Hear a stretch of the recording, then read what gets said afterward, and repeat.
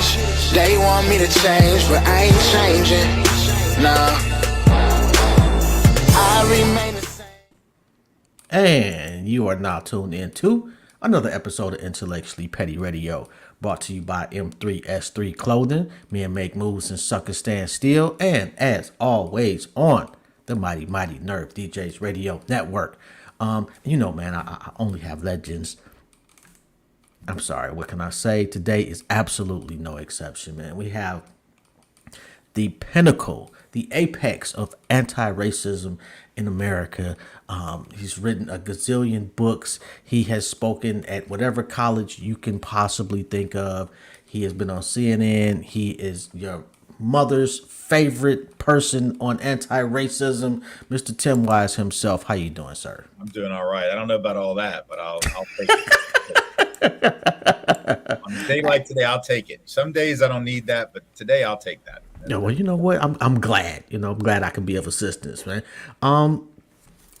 Let's start off with why. Why do you do what you do?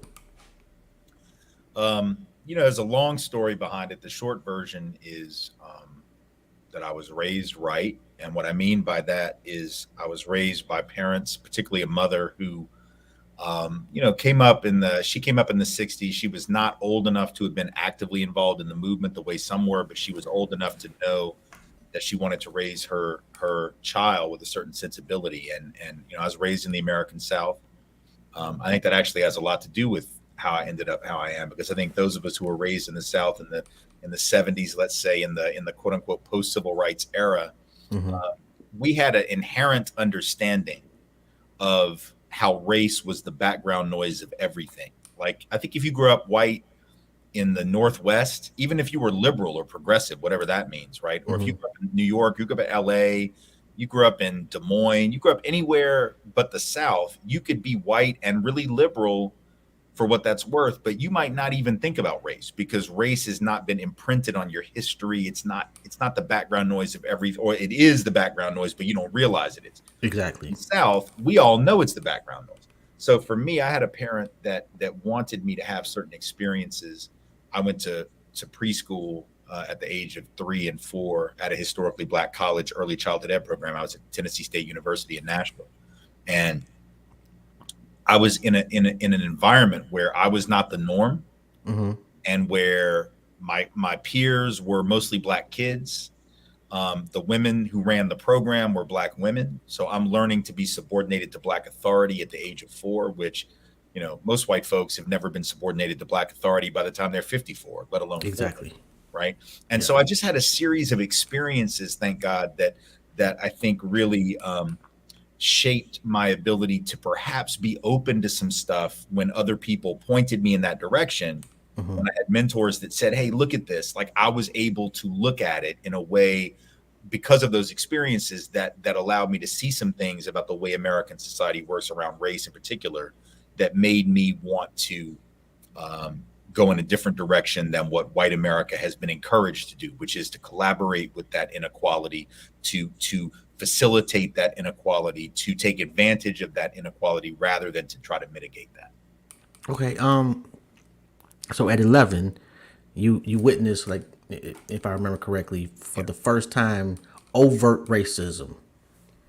Well, I'd seen it before that, but when I was 11, if it's the incident that you're thinking of, it's the one I'm thinking of when you say it. I played ball. I played basketball and baseball. Exactly. On teams that were mostly Black kids. I was one of 3 kids on the basketball team that I played on, one of 4 white kids on the baseball team that I played on. Everybody else was Black. And in 1980, when I was 11, that summer, we went out to play a scrimmage game about 25-30 minutes outside of Nashville, and the team that we were supposed to play against wouldn't even step on the field with us. Wow. And it was clearly because, I mean, first off, it was funny. We only showed up with 8 guys, and we were like, look, we're willing to like put the outfielders in left center and right center. We just want to play. We know y'all probably going to beat us. We don't even have a full team. Like, they should have taken full advantage. We weren't even that good. Like, they should have taken advantage. They'd have killed us. But they just didn't even want to step on the field with us because it was a Black team. And it was obvious that was why, because at some point, as we're getting ready to leave, they surround the car. I'm talking about the players now on the other team, surround the car and they're threatening us. They have baseball bats, like, held back, like they're going to hit us with them, like they're going to bash the car with them, calling the black kids the N word, calling the white kids N word lovers. And I just remember that was the moment where it wasn't the first time that I'd seen racism, but it was the first time that I had seen racism deployed in a way that said to me as a white person, you have chosen the wrong side here, right? Like they weren't just speaking to those black kids. They clearly didn't like them, but they had a special hatred for the four of us who were white, because it was like, how dare y'all be on that team? How dare traitors. Yeah, like how dare y'all be with those kids when y'all need to be with us? It goes without saying they didn't like the black children. But the fact that there were white children who would actually hang out with black children, that to them was almost worse in a weird way. I kind of get it. I understand where they're coming from, and for that part, my when I saw the story, what I really wanted to know was, what was the conversation with your teammates like on the way home? What's deep about it is that there was no conversation on the way home. That's what's so deep about it. Because in retrospect, I remember I talked with one or two teammates about it individually afterward, but only on a real surface level. It was almost like, and even our coach, and I give our coach a lot of credit for a lot of things. He was an important male figure in my life during those years, because I didn't have a really great relationship with my own father. And so he was a really important male figure for me. But he didn't even know how to handle that. Like, he didn't even know, like, y'all, we needed to go as a team and sit and process that. And I think that now, if that were to happen, anything even remotely like that, I feel like most coaches would know, like, man, we got to talk about this. But at that time, he didn't know what to do. None of us knew what to do. We were just all in shock. We were bonded over it. And I think it made us closer, but we didn't talk about why. Like, okay, yeah, we're closer now because of some really awful shit that just happened. Like we should have been talking about the context of that. And it made me think years later, when I reflected on it, there were so many things that were happening around that same time. So this is 1980, I would have been in 6th grade. All 7th and 8th grade, there were a number of racist type incidents that we just didn't have a context for processing, because the schools, just like the team, the school didn't really carve out time to talk about the stuff that was happening to people. And so here I had all these friends who I'd grown up with. And I know, like, white folks will say they have black friends, and usually we're lying, to be honest. But like early on, I didn't have anything but black friends. Like, that was from Tennessee State, from preschool up, like that was my peer group. But the fact that we didn't actually carve out time to talk about the real stuff that was happening speaks to the era and the time period that we were in, but also just the ignorance and naivete of authority figures, like not even knowing, like, how do we process this thing? I don't know. Let's just move on. Even when I was in high school, we had when I was in high school in the mid 80s, we had my senior year a race riot at our high school. Now, what was interesting is that it wasn't white against black. It was white and black on one side against Southeast Asian kids, mostly Thai, Vietnamese, Lao, Hmong, Cambodian, who had come to Nashville as post 1975 refugees leaving Southeast Asia. And there was a lot of cultural misunderstanding, a lot of contempt and anger and hostility toward these young people. And instead of the school getting us together to be like, hey, let's talk about some stuff. Let's figure out why it is we have these feelings about this group and why we don't understand this group. They just kept the Southeast Asian kids on one side of the school away from the rest of us. And that just fed the suspicion, right? And fed the, like, oh, y'all are outsiders. Y'all don't really belong here. Right. And instead of, like, dealing with it, when the riot touched off, which was about some silly stuff, like they're playing soccer on the front lawn. And in the 80s, nobody in America played soccer, basically. Like in the mid 80s, that wasn't even a thing, right? But so you had these white and black kids out trying to play soccer, and these Vietnamese kids were just killing them because they've been playing soccer since they were children, because that's right. Just, in the rest of the world, that's what they play. So they're getting jealous about the fact they're getting beaten by these kids. And then a fight touches off and it becomes this big deal. And instead of getting us all together and being like, what the hell is wrong with y'all? They were like, could the Asian students come to the auditorium? We need to meet with you. And then they were like, could all the non-Asian students come to the auditorium? It's like, what is that? So I just think a lot of made it worse. Don't know how to deal with this. Yeah. And I saw that, firsthand growing up. Like, people just, not understanding how to navigate this difficult space. Okay, so just outside looking in, just an old black guy. Love what you do. I have one complaint. Sure. The black and brown bothers me immensely.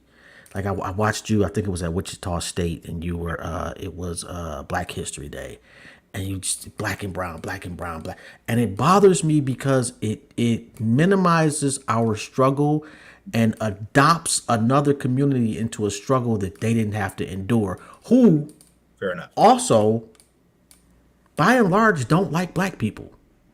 Yeah, I mean, fair enough. There's definitely, look, anti-blackness, and let me be very clear on that, is the core of American racism. Zero question.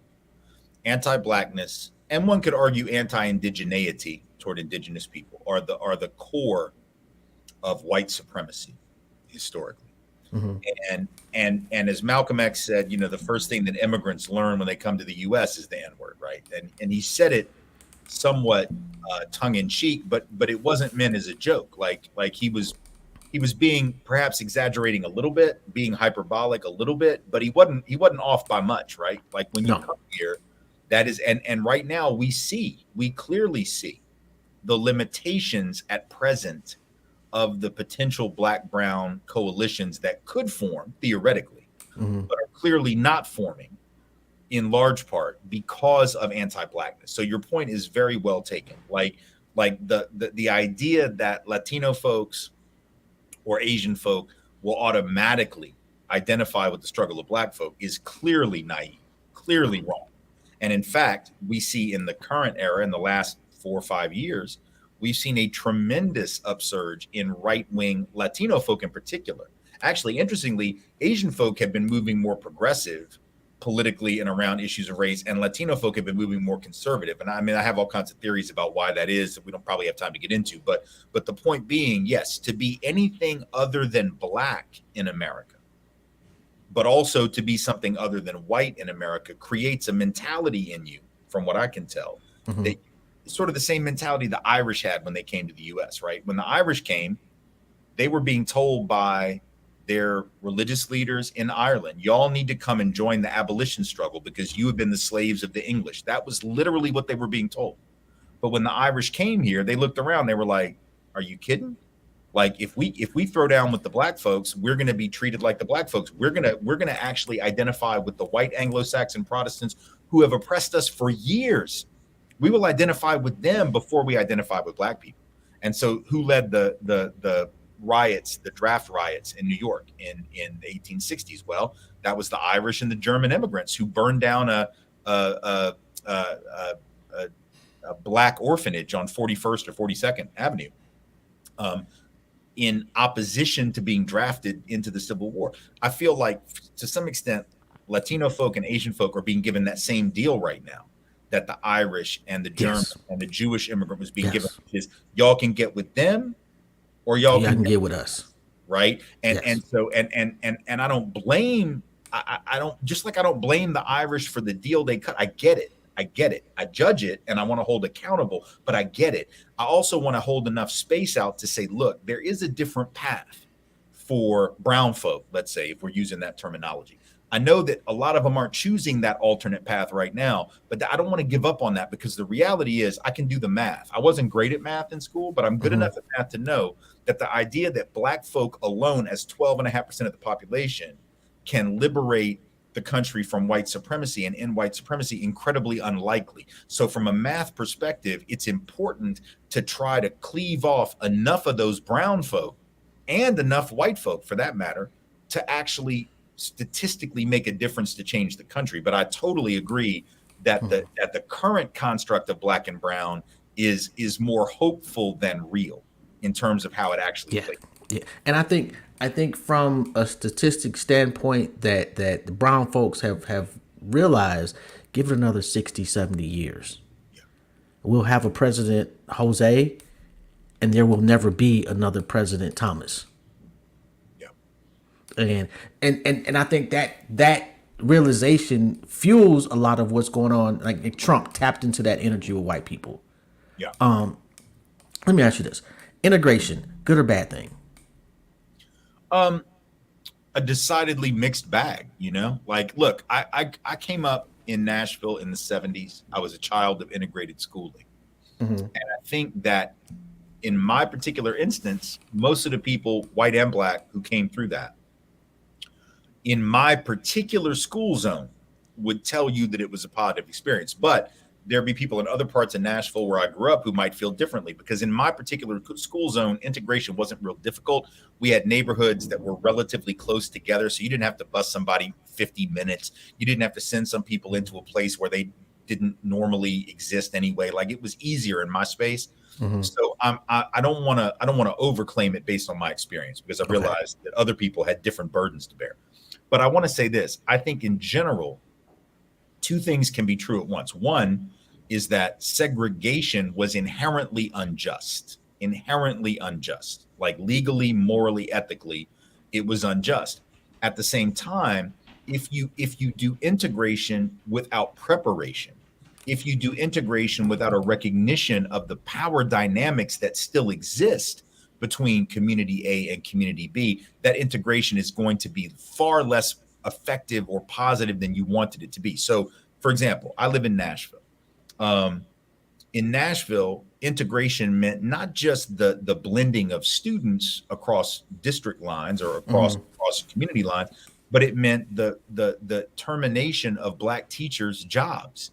It meant that a lot of black counselors, guidance counselors, principals, administrators lost their jobs, because what they did is they took all the black kids, put them in the white schools, kept the white teachers and the handful of black teachers they felt they could keep. And they closed a lot of the best schools and some of the best schools in this city. I mean, Pearl High School, as just an example. This will mean nothing to anyone that doesn't know the history of Nashville, but I'm sure there's similar histories elsewhere. Hmm. In Nashville, Pearl High School, which was the historically black North Nashville High School, north of Jefferson Street, or right off Jefferson Street, was a crown jewel of black education in the South. And when integration came, of course, what it meant was white folks didn't want to send their kids to Pearl, didn't want to send their kids to Washington, which was the junior high school at the time. Hmm. Even though my mom wanted to, my mom was wanting me to go to Washington. She was excited for the thought that I might go to Washington, because she's like, those are the best teachers in the city. And then they closed Washington Was because she ever scared for herself and your safety? no, she wanted me to go there because she knew those were the best teachers in the city. But when they closed it, which Hmm. is what they did, because they, not enough white parents wanted their children to go over there.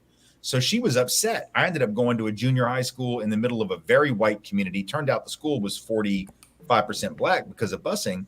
But my mom wanted me to go to North Nashville. My Hmm. grandfather grew up on Jefferson Street in the black community. Like that, that's where they wanted me to go. But for most white folks, yeah, they didn't want that. So as a result, right, it was, oh, let's just close all those schools. So integration ended up being, I think, a mixed bag. Are there benefits to getting away from separate but equal when it clearly wasn't equal? Well, of course. But the problem is, if you take the bodies and you mix them, but you don't mix the philosophies of schooling. This is what Teresa Perry, brilliant educational theorist, talks about in her work. She talks about, Hmm. under segregation, for black folks, the philosophy of why you go to school had to be different than the white philosophy. Because for white folks, you go to school so you can get a good job, make a lot of money, and run stuff. Like, that's why you do it. But if you were black under segregation, you could not have that mentality, because you knew you weren't going to run stuff. So you were going to school for liberation. You were going to school not just for you, but for your whole community. Like, it's all of us or none of us kind of thing. It was Yeah.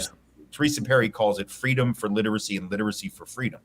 Right? You have to be literate to be actually free. And so the problem is, we integrated bodies, but we didn't integrate the philosophies. We kept the individualistic, hyper individualistic, what's in it for me mentality that white folks had always had in the schools. And we just put black bodies in there. We didn't actually take the black mentality about education, like, hey, this is about collective uplift. This is about everybody doing better. If we had done that, if we had integrated that philosophy into white schools, we might be in a very different place right now. But all we did was mix the bodies, and we kept the white paradigm, So that was the problem. It's interesting. I had a completely warped upbringing, and I don't mean warped in a negative way. I'm from Detroit, and me and you are a couple of years apart in age. Yeah. So when I'm growing up, Detroit is 95% black people. Yeah. So on every level of life, from rich people to the poorest people, they look like me. Yeah. So I got a sense of power that a lot of people in the country, a lot of black folks in the country, did not inherently get just by growing up. Yeah. But I remember I interviewed Bishop Talbert Swan, and we were talking about our nigga moment. And what I mean by that is the first time I was called a nigger by a white person. Yeah. And I didn't, you know, like I knew about race relations and I knew about things that went on in the world, but I had never experienced it until I went to Michigan State. And I'm just randomly riding my bike down the street and some guy calls me a nigger. Wow. I was so angry. And this guy was in his car and he got stopped by this light. I'm telling you, I end up kicking his door. I had never been that angry since, and I had never been that angry before. And I couldn't quite understand that until I became like at least 30.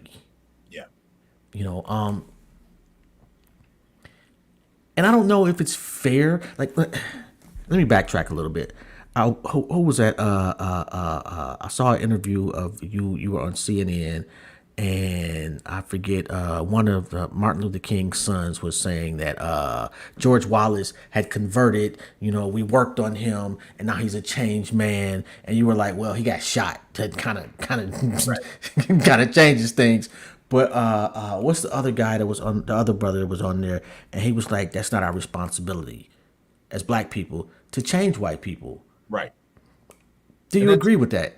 Yeah. I mean, I think, look, black folks, I think, have got enough to deal with in America to survive and to thrive, and to you know, create the kind of lives that black folks want to create without worrying about fixing white people. Obviously, if it's anybody's job to fix white people, it would be other white people who see things a little differently, which is what I've always considered my role to be.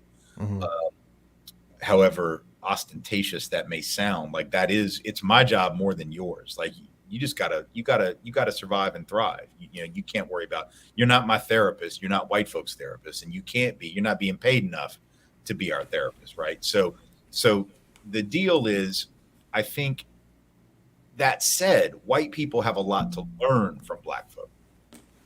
But the question is, are we putting the burden on black folk to teach us? Like, it's one thing to go to a black person and say, oh, tell me about your experiences. I really want to learn. Because that's a burden. That's a lot of emotional labor for you to have to respond to that.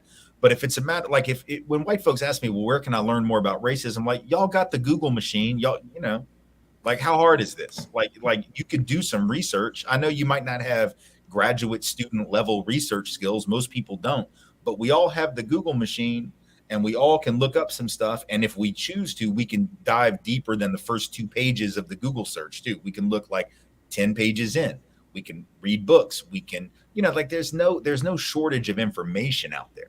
So I think even though black folk shouldn't take it upon themselves to teach us, we have enough of your examples and enough of your information that if we're really interested, we can learn from black folk without having to burden black folk. We don't have to actually ask you to teach us because y'all have already put the shit out there. So like, it's not really that complicated if we really want to learn. So when white folks say, well, what do I need to read? What you're really telling me is you don't want to read anything. Because if you really wanted to, you'd have looked that up. Like, this is, y'all look up everything. You look up like who's the best house cleaner to choose, or like what's the best Airbnb in Des Moines. Like, you know, like white folks will look up anything. Like we'll look up Yelp reviews on some coffee bars and yoga shops and Pilates places, but we're not going to look up information about race. I mean, come on, you know. What happens when you're gone? Who takes your place? Are you training somebody? You know, like as far as I know, it's you and Jane Elliott are the white people right, that are trumpeting, you know, the anti-racism banner. So Jane, it was funny, a few months back, or maybe a year or so now, I was referenced in an article with Jane and Peggy McIntosh, and we were referred to as the OGs of white anti-racism, which is hilarious, first of all, because I don't think that Peggy or Jane know what OG means. I'm young enough to know what it means. But also because they're both in their 80s and I'm Yeah. 54. So like the fact Yeah. that clearly Gen X let everybody down because it didn't create enough, that we've got this 30-year gap makes me feel terrible. But here's the reality. The truth is that I think in the last 20 years, and I'm not going to take any credit for this, I've done my part, but a lot of others have done their part. I think that there have been more white folks than ever before who have been exposed, whether that is in their college classes or even sometimes high school classes, although that may be changing given all the curricular restrictions that are happening now, who have been exposed to a different way of understanding the world and a different way of thinking about the world. And so I do think there are young people who are coming along who are white, who have an anti-racist sensibility that, again, just like mine at 20 and 25 and 30 was not fully formed.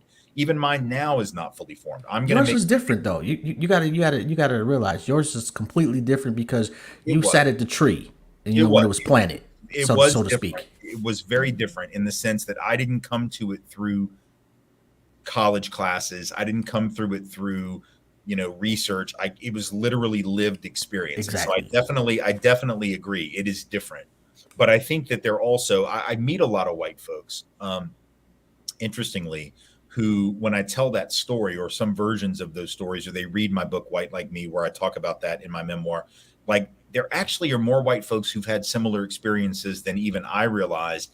And they all say, like, man, you know what? I grew up in a context where I had some similar things happening and I never thought about it this way. And now I'm starting to think about it. So I do feel like there are some white folks, maybe they didn't go to preschool at a HBCU, no, but they played ball or they were in a dance company or they were on a soccer team or they were whatever. Like they were in a space with folks of color and particularly black folks, and they realized maybe 20 years later, 15 years later, how important that was. Like they didn't even piece it together necessarily why that was so important to them. So I don't know who's coming next, but I know there will be some. My thing is, and I've been saying this since 2020, because when the George Floyd killing took place in the aftermath of that, I realized that there were a lot of these white folks in particular who were joining the movement, but they were joining it out of a particular moment, right? They were joining it out of political anger. And I mean, that's righteous. Whatever brings you to the movement, I'm down for. I'm not judging you for that. But if you come to the movement because of a crisis moment, it's like, are you really going to stay in it? As opposed to, do you have personal relationships with black people? Because if you don't have personal relationships with black people, I don't really trust, even with your best intentions, I don't trust that you're going to stay in it. Right, because it's that too is like a slippery slope too, and I'll tell you why. I've worked around. Well, I worked around a lot of white folks, and as you said earlier, they would. I had to tell one guy because he was like, "Yeah, well, I've got black friends." I said, "No, you don't. Right. You know somebody that's married to a black lady that comes over to your house on holidays." Right. He said, "Well, what about you?" I said, "I'm not your friend. We work together." Right. What do you know about me? Right. What do you really know? And I'm like, bro, you've never been to my house, and you're never gonna come to my house. Right. And oh my God, you would think that the Lord came down and struck his whole family down. He was heartbroken. And it's that, I don't even know what the word for it, but it's that expectation of me trumpeting his friendship. Right. When all we do is show up for 8 hours together and we cool, we talk about shit, we got some things in common, but I go home and I don't think about you. But he doesn't know your deepest thoughts, and Exactly. that's what a friend is. A friend is somebody that, like, when you're in pain, you would go to them. You're not going to go to him, and he's not going to go to you. So yeah. So a lot of white folks that even got in the movement had surface relationships that they looked at differently. Right. So yeah, I get what you're saying, man. Who did you, is outside of your parents, your mother specifically, but who was your role model? When I went to college, I went to school in New Orleans. I was at Tulane, and I lived in New Orleans for 10 years, 6 years after I graduated. And most of my role models and my mentors were Black folk that were affiliated with the People's Institute for Survival and Beyond, first off, but also the white folks that were connected to them through their sort of subsidiary organization called European Dissent, DISSENT. Mhm. And those white folks who had come through the institute and were connected to the institute were people who really modeled a kind of white anti-racism that I could appreciate and respect for the first time. Because it was very easy, I think, for white folks when they decide to challenge racism, you can either get wrapped up in that whole guilt phase of being white, which is not helpful. Like, no Black person has ever been liberated by white guilt. Like, white people feeling guilty and bad is not going to liberate anyone, not going to help. But a lot of white liberal anti-racism looked like that. Well, European Dissent didn't look like that. They really looked like people that wanted to be accountable for white supremacy, but also to take real action against white supremacy in the name of solidarity with Black people and brown folk.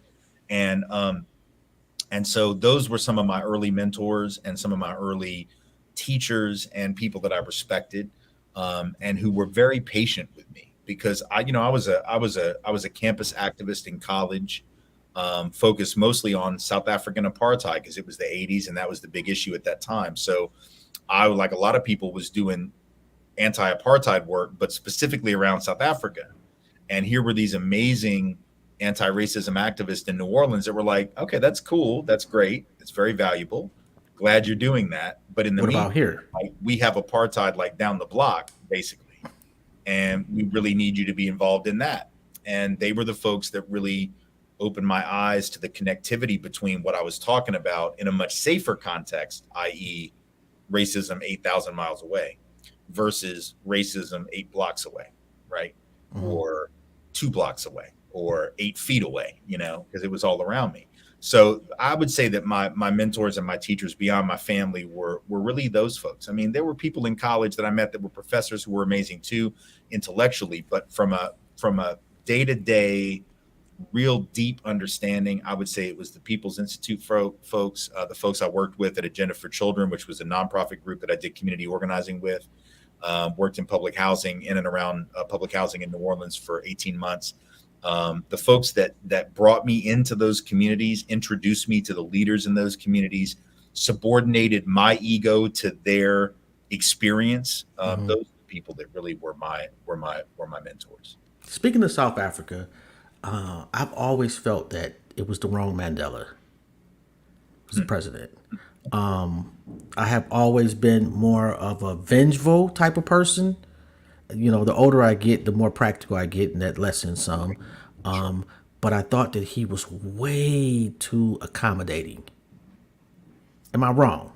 Well, I don't know that you're wrong. I'm not in a position. I can't bring myself to judge a guy that was in prison for that long. So I'm gonna defer on that question and just say, look, I have immense respect for Nelson Mandela for obvious reasons, just like I have immense respect for Archbishop Tutu and for everyone that was involved in the anti-apartheid struggle, Stephen Biko and so many others who lost their lives and others who did not. I think that ultimately what I appreciate about Nelson Mandela and what I appreciate about Archbishop Tutu and others is that it's pretty apparent to me that if we're going to create a just society, whether it's in South Africa or whether it's in the US or whether it's in any country, there isn't any likelihood, and I've certainly seen no example historically, where vengefulness and revenge has ever created a just society. That doesn't mean that equanimity and decency does, but I've never seen revenge and vengefulness create a just society. Ultimately, we just recreate systems of oppression in different directions, and they ultimately don't work for anyone. So although I definitely had problems early on, I remember being very skeptical, for instance, about the whole concept of the Truth and Reconciliation Commissions in South Africa. I just remember being very skeptical, even cynical, because I remember thinking like, well, I get the truth piece, that'd be good, but the reconciliation piece sort of, maybe grind my teeth a little bit, because I was like, first off, how do you reconcile some of the shit y'all did? Right? Yeah. Like how do you because reconciling things means that you make it okay, right? Like that's the definition of reconcile, is to make something okay, basically. And I don't really want to make injustice okay. Plus, you can't reconcile stuff that was never conciled. Like, how do I reconcile something that was never conciled in the first place? So I never liked the terminology, but the concept of let's get everything out there and then let's figure out systemically how we hold people responsible and change society. I respected that concept. I just didn't like the language. So like in this country, I think it would be very valuable, for instance, for every community to have a, whether we call it truth and I'd rather call it truth and justice, but whatever we call it, truth and justice commission, where we actually talk about the history of, hey, what happened here? Like not just ancient history, but like 20 years ago, 5 years ago, yet last week, like what has been the racialized history of this space that we live on? Like there's real value in that. But then we have to get to the point where we say beyond that, okay, once we figure out what the answer to that is, how do we have accountability? And I don't mean individual accountability where it's like, oh, that person is shamed and sent away from the community or locked up for 30 years. I'm talking about systemic repair. How do we actually say like, okay, so I live in Nashville, the city of Nashville. This is what Nashville did to Black folk. This is what Nashville did to indigenous people. This is what Nashville now owes and Nashville institutions owe to these people that they have screwed over repeatedly. And so if we can do some truth and justice, I'm all about that. And South Africa did create that model, even if they labeled it in a way that maybe I wouldn't have. Well, they also gave people like just a complete pass on shit that there should have been something, you know. Like if Nelson Mandela had to do decades in prison, some of the shit y'all was doing deserves some prison time. But let me ask you this. I definitely agree with that. I definitely agree with you. Next election, Tim Wise is elected president. What's the top three things, the top three laws you introduce? Man, that's tough. I've never given it a lot of thought because I know the reality of our situation is such that I would never be elected anything, let alone president. But I'll give it a shot. So I think the most important thing.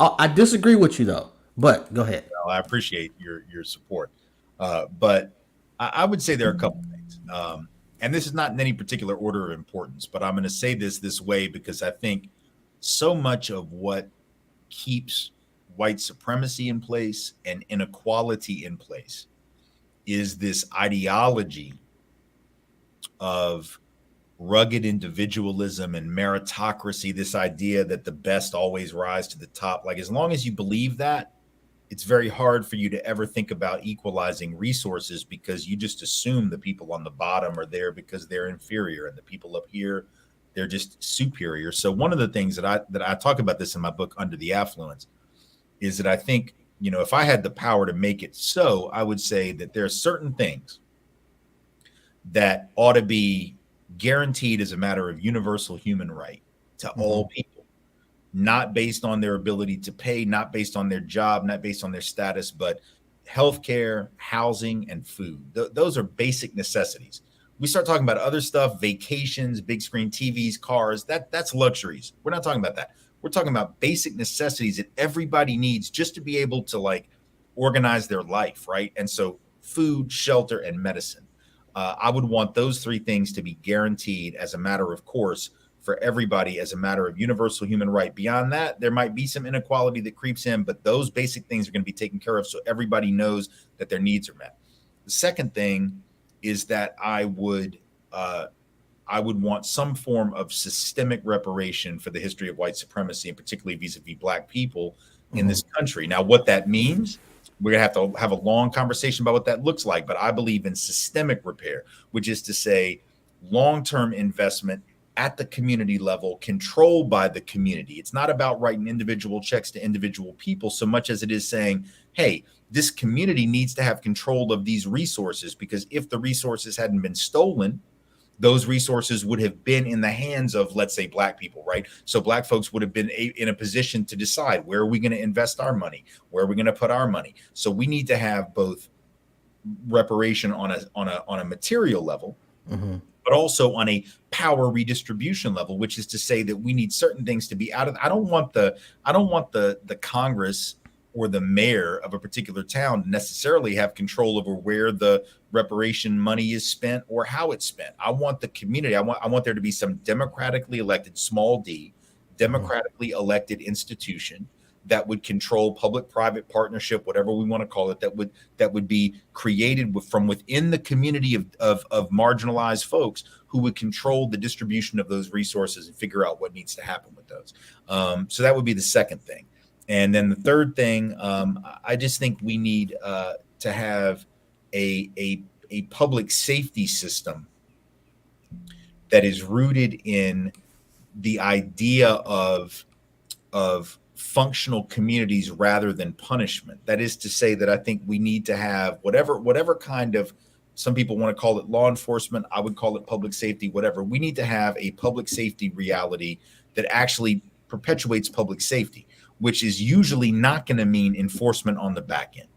I'm not saying there won't be a role for enforcement on the back end when things go haywire, because folks go sideways sometimes, and we understand that. But the reality is that the vast majority of the stuff that we assign to the criminal justice system to take care of, the so-called criminal justice system, is stuff that could be taken care of preemptively by other systems, whether that's education, whether that's counseling, whether that's healthcare, whether that's jobs, and leaving 10, 15, 20% on the back end, rather than what we do now, which is we neglect the front end and we end up with everything on the back end. So we need to reorient our public safety apparatus. We need to think seriously about what systemic reparation for the history of white supremacy and anti-Blackness looks like. And we need to think about basic necessities like food, shelter, and medicine as being things that we don't just leave up to the free market, so to speak, but we say, you know what? Everybody's entitled to these things. And we're going to make sure that those things exist for everyone without regard to race, gender, sexuality, class, whatever it is. Right? Okay, so it's pretty obvious you are not a Trump fan by any stretch of the imagination, and I don't know too many people that are, to be quite honest. Right. But I think Biden gets a pass. Sure. What are your criticisms of Biden? Well, my criticisms of Biden, look, as somebody who's much to his left politically, like all the stuff I just mentioned, for instance, He ain't trying to do. He's not going to do any of that, right? No. And I'm very aware of that. And to me, that is a criticism of him and the Democratic Party generally. They're not going to do any of that. I'm also very realistic about the way that change happens in this country and the way that my views are not anywhere near the majority view. I would love to tell you that I think there are people on the left who will try to convince you that, oh, the country's really with us. They're actually a very progressive country. I don't believe that. I've been white for 55 years, man. I'm gonna tell you right now, white folks are not progressive. Like they're just not. Like the vast majority. White people enjoy their whiteness. Oh, very much so. So the idea that white folk, like I know Michael Moore and some of these documentary people and some of these nice white liberal folks will tell you things like white folks are really down for progressive agendas, but that's only in those. If you look at actually where that data is coming from, it's coming from states that are overwhelmingly white, right? So like if white folks are really down for like universal health care, like, yeah, they are in Vermont. You know, like white folks in Vermont love universal health care because you know what? Everybody getting it looks like them. Yeah. Right. And so the problem is when and you look at white folks in Minnesota, you look at white folks in various places that have this like social democracy vibe. Yeah, but it's because they know that the beneficiaries of all that stuff are going to be people that look a lot like them. When you get into the most integrated states and the most multiracial states, that's when white folks start taking checking out on that. So my concern is realizing that reality while still fighting for a different reality. And I'm not expecting Joe Biden to be anything. Look, I expect whoever the head of the empire is. Look, we're an empire. I don't care whether it's Bill Clinton. I don't care whether it's Barack Obama. I don't care whether it's Joe Biden. I don't care whether whoever it's going to be. Like if you're the head of the empire, I sort of expect you to act like the head of the empire. I don't expect you to be overwhelmingly progressive. I'm not really counting on you, and I'm never going to rely on you to be the source of liberation for anybody, because you don't become the president of the United States of America being a source for liberation. That's just not real. Like I know my history enough to know that that's not who you're going to be, because if you were that person, you would never get elected. You would be killed. We've already talked about that. You know, like you would just be killed. So, you know, if you're really into liberation and equity and justice, you're not going to become the president. But I will cut you enough slack to realize what your limitations are. At the same time, though, I will critique you and say, listen, we need to have a president who is aspirational, not just descriptive. That is to say, somebody talks about what they aspire the country to be rather than just what the country is. It's not enough to tell me that this is who we are now and we're going to get better. Like, you need to actually say, what does that better look like? And so my critique of Joe Biden, just like the critique of the party in general, is that y'all need to have a vision of where you want to go, because the right has that vision, and it's a terrifying vision. Like, they're very clear on it. They want a white America. They want a Christian America. They want a straight America. They want a whatever. They want their hegemonic traditionalist interpretation of America to run everything. And they're very open about it. And I think for those people who are on the quote unquote left or progressive side of things, like, we just sort of respond to their stuff, right? Rather than actually saying, like, no, the kind of country we want, the kind of culture we want looks like this. Like, what would it look like to actually be freed from the concern over things like your health and whether or not you have enough food and whether or not you got a place to live? Like, what would that look like? Because to me, what that looks like, even though I know we're a long way from that, but what that looks like to me is that parent who, you know, is working a job they hate just to put food on the table, but they've got a really good idea for a business they'd like to start, or a nonprofit organization they'd like to start, or they want to go back to school and get some additional training, but they're afraid to do any of that because they can't miss work for 3 days while they pursue their dream because they won't be able to pay their kids' health care. You know, like, that's where we're at now. What we need is a president who actually can speak to that piece and actually say, like, if we went in this direction, we could have so much more than what we have right now. Are you ever concerned for your safety at all? Yeah, I mean, I literally got a call 2 days ago from the FBI, actually, because of an active threat against me and my family. So this happens. It's a normal, natural, not normal, but it's a predictable thing that I deal with. I've had FBI agents literally come to my door twice in the last 18 months, and then this one call. So 3 contacts in the last 18 months about active threats. And, you know, it's a real concern. Our address was leaked online 5 years ago, and you know, we deal with hate calls, and I get death threats every week. So I certainly worry about it more for my family than for me. I knew when I took this on, you know, the first time I got a death threat, I was 18 and I was in college, and it was because of something I wrote in a student newspaper, and I got a death threat called into my dorm room. So, I mean, I've been sort of dealing with that for, you know, 35 years. And there comes a point where when you deal with that for 35 years, you just learn to just roll with it. What I hate is that, you know, my family has to deal with it. My kids have to deal with it. My wife has to deal with it, you know, but yeah. How does she deal with it? Like the first time that there was something active, an active threat, that you and your wife were together. Yeah. How did she deal with that? I mean, she freaked out, as you can imagine. Like, I mean, she knew, I'm not laughing at her. knew what she was getting into when she married me. But once you have, you know, I think the first time that we actually ever got any kind of a call at our house, our kids were really, really young, and it was like a one-off thing. And I don't know that she took it all that seriously, but once we moved into another house, and then it got ramped up a little bit, and we had Nazis actually come to our neighborhood and pass out death threats against me to all of our neighbors and all kinds of stuff. And that was, you know, our kids were, you know, tweens, they were early teens.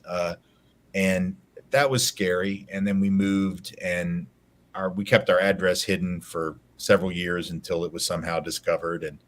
And then my wife was, you know, pretty freaked out. My oldest daughter had a much more sanguine view of it.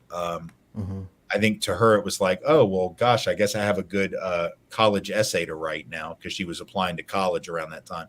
So she was like, well, I guess I can explain that I've been threatened by Nazis, and that'll probably get me into whatever school I want to go to. So, good for her. She was thinking ahead, but yeah, no, it's heavy.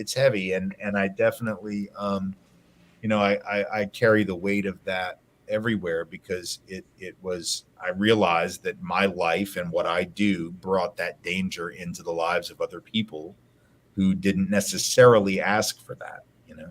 Mm-hmm. And I imagine over the last few years, it's definitely gotten worse. Yeah.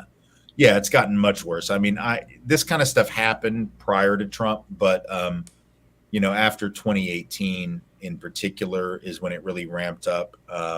About halfway through his term was when we got doxxed, and then all of a sudden, it was just all bets were off. And then Tucker Carlson, attacked me on air one night, and that was like all bets were off then, because when Tucker attacks you on air, then you're going to get crazy phone calls for weeks. We got crazy phone calls. My wife actually finally put an end to it, because my wife is sort of a badass, and she doesn't really take shit from anybody. I don't either, but she just finally picked up the phone. She's like, I can't even say what she said to this guy on the phone, but it was a work of art, and he never called back again. I'll just tell you that much. So you definitely don't want to mess with my wife about this stuff. You'd be far better served to mess with me, because I might just ignore your call.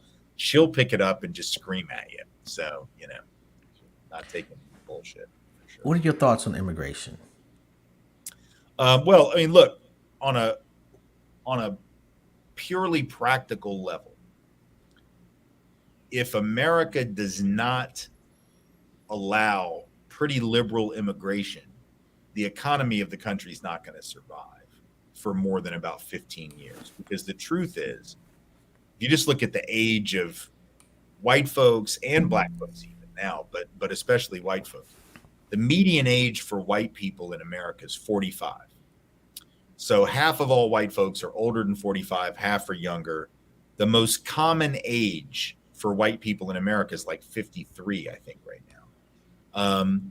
Which means that from a work perspective and a fertility perspective, white America definitely on the decline. Not enough white folks to keep stuff going. Now, black folks, 12.5% of the population, that is not budged, by the way, in 15 years. Not gonna. Do you believe that? I know it for a fact. Yes, 12.5% of the population is black.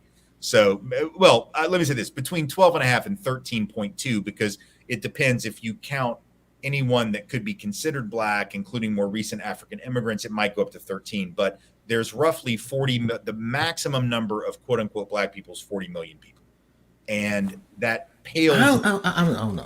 I'm a conspiracy theory. I think that some of those numbers are suppressed, but. I mean, they're just, but there's no evidence that they are. I mean, there's just no evidence that there's millions of black people that are not being counted. Okay. And because even black folks who go out and do this research themselves are coming up with roughly the same number. So black folks are between 12.2 and 13.2% of the population. Let's say 12.5, 12.7, whatever it is. Far less than the Latino population. Obviously, far less than the white population. So, and the median age for black folks in America is 36 for black women, 35 for black men, which is at the upper end of the normal fertility range, right? So yeah, there are people in their mid to late 30s still having babies, but the fertility drops for sure. Right. Definitely for white folks by the mid 40s, not a lot of folks having babies. So the only thing that is keeping the workforce literally afloat in the next 20 years in this country, in all likelihood, is probably pretty liberal immigration, because the average age for the median age for Latinos is 29 and 30, for 29 for women, 30 for men. For Asian Americans, Pacific Islanders, about 30, 34, 35. So pretty much like black folks. So, regardless of what I think about, I mean, the issue is, if you're going to have a functional country economically, there are not going to be enough people to fill the jobs, pay the Social Security, and or produce the children that are going to be in the workforce in the next generation. So from a purely materialistic productivity perspective, immigration becomes an important aspect of American economic growth. Having said that, it is critically important that as we rely on immigrant labor, just like other countries that have tried to rely on immigrant labor, we cannot create a multi-tiered society where either those immigrants have more opportunity than other people, or have less legal protection than other people. I don't want immigrants to. It's not going to be helpful to have immigrants working but not give them civil rights protections, because that's going to actually create an incentive for employers to hire them over native born people. If you actually say to an immigrant, oh, you're not going to be covered by minimum wage and you're not going to have health care because you're an immigrant, then all that does is tell the employer, let me hire that cheap labor from Honduras or from Sri Lanka or from wherever it is. We want to make sure that those immigrants are covered the same way everybody else is, so that at the end of the day, whoever gets that job is going to be based on productivity, not based on cheap labor being exploited by a capitalist employer. And so my concern right now about immigration is you have employers who are choosing immigrant cheap labor, not because they have any love for immigrants. They don't love immigrants. They don't love brown folk. That's not it. But because they think they can exploit them and take advantage of them. Right. And so if we have across the board labor protections, then I think that will be less of an issue. And the actual hiring that takes place will be based on, oh, this person actually, was the best person for this particular job, or whatever else might be the case, or they were the one that was available for this job. But my concern right now is if we talk about shutting down immigration, like somehow we can do without it, I just don't see an economic version of America that works with considerably restricted immigration, because those folks are not going to just go out and start hiring black people. They're not just going to go out and start hiring working class white people. They're not going to do it. Those jobs just won't even be there. That's the problem. And I'm torn. I'll tell you why. Well, half of me, a few weeks ago, I saw, I'm pretty sure he was a Mexican guy. They were fixing the roof across the street from me. This guy falls the fuck off the roof. And I run over there. I'm like, baby, call a ambulance, blase splee. And dude looks fucked up. Yeah. And then he's like, no, he didn't speak any English, but I could tell he was telling whoever was translating for him, don't call the ambulance. And this dude gets up and goes back to work. Yeah. Like, I feel horrible that any person is in a position where you fall off a damn roof and you have to get up and go back to work because you're scared. Messed up. Right.